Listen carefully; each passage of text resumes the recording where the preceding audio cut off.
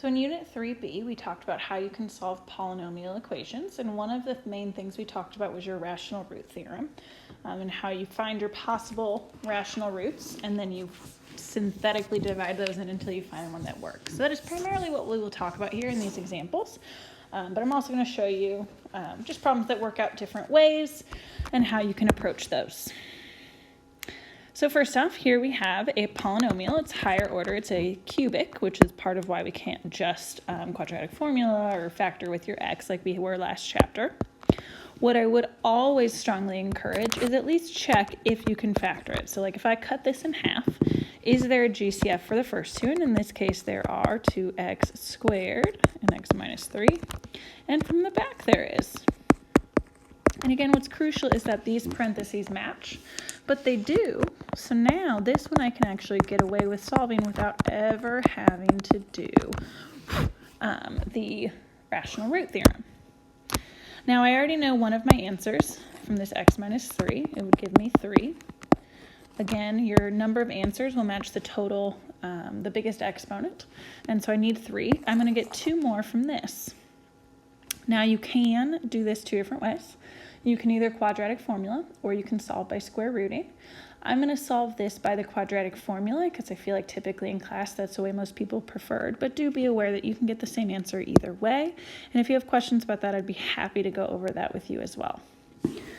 So when I do this by quadratic formula, first off, my a is my 2x squared, my b is 0x, and my c is the 5.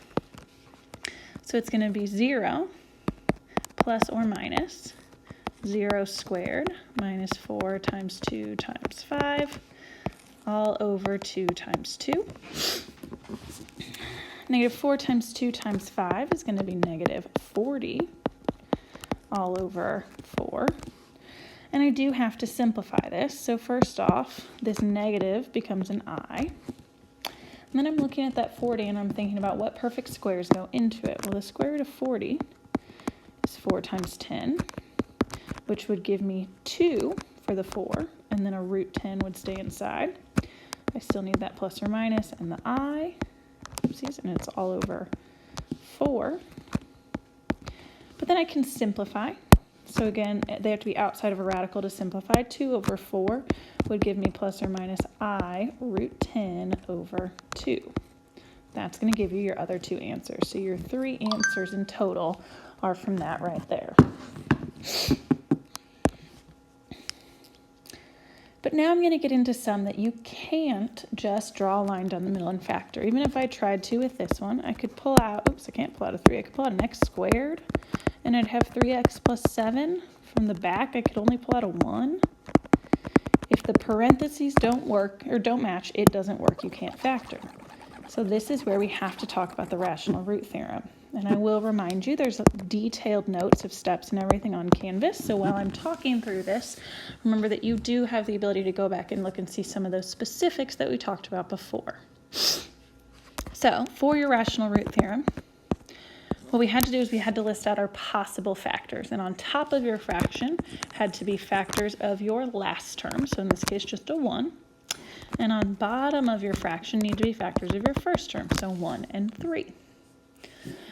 We talked about how you can leave it like this, or you can split it into individual fractions by doing the numerators over each denominator. So 1 over 1 is 1, and 1 over 3 is 1/3. So I have 4 total options of things that might give me a good answer here.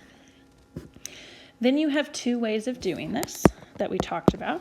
You can absolutely plug these numbers in to your function until you get an answer of 0.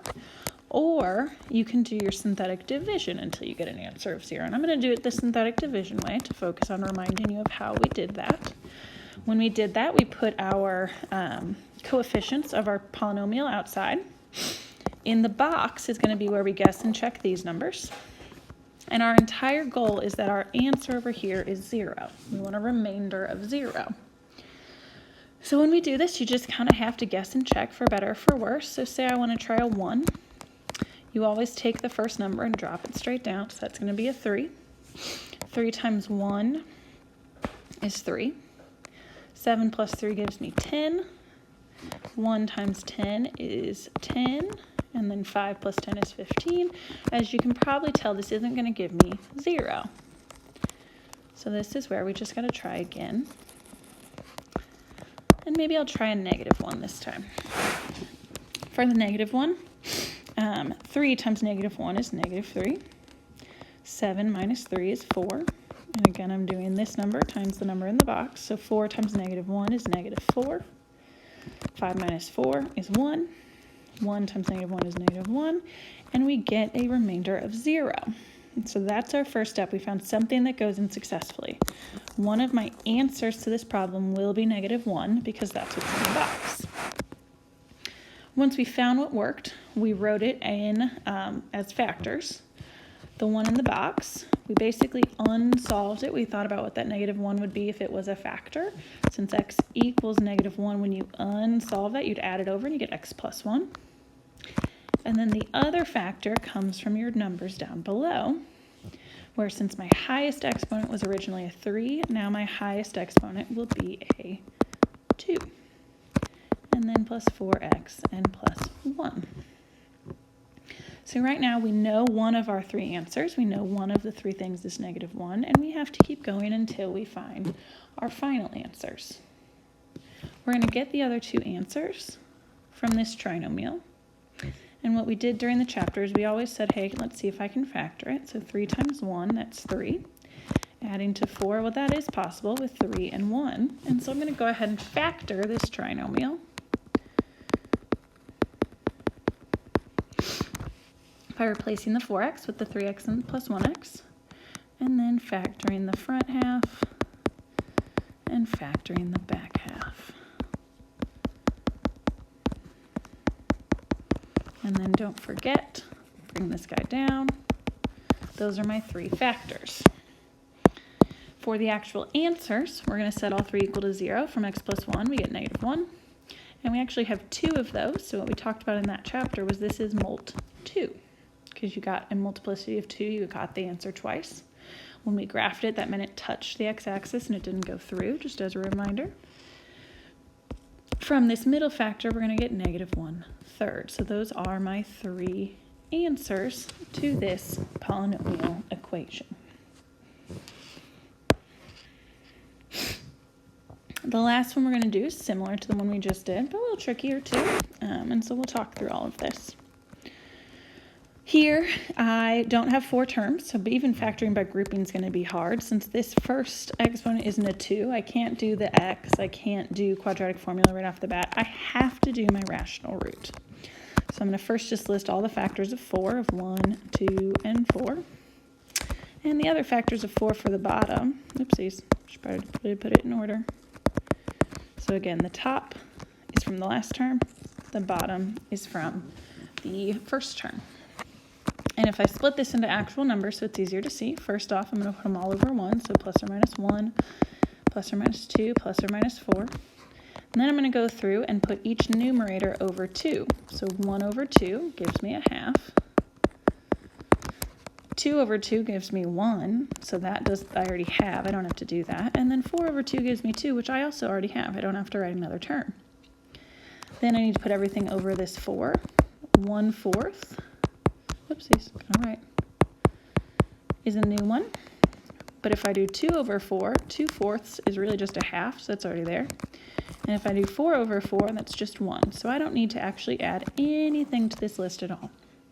This is my set of numbers that I need to try to either plug into the function and get a 0, or to put in my synthetic division and get a 0 as a remainder.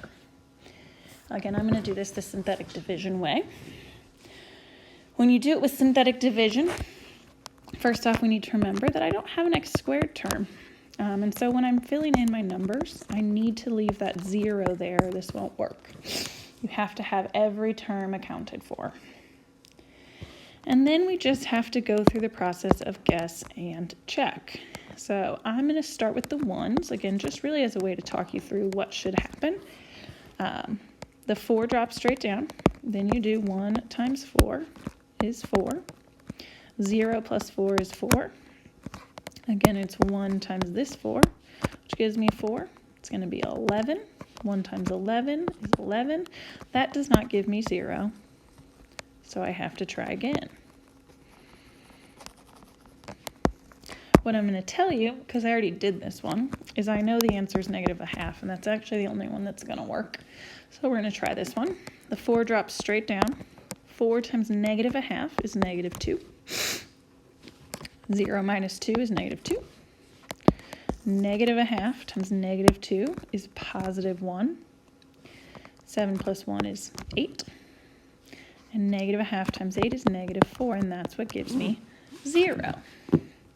One thing we talked about in the unit that's important when you get to this step, if you had a fraction here, you need to now divide all of these numbers by that same denominator.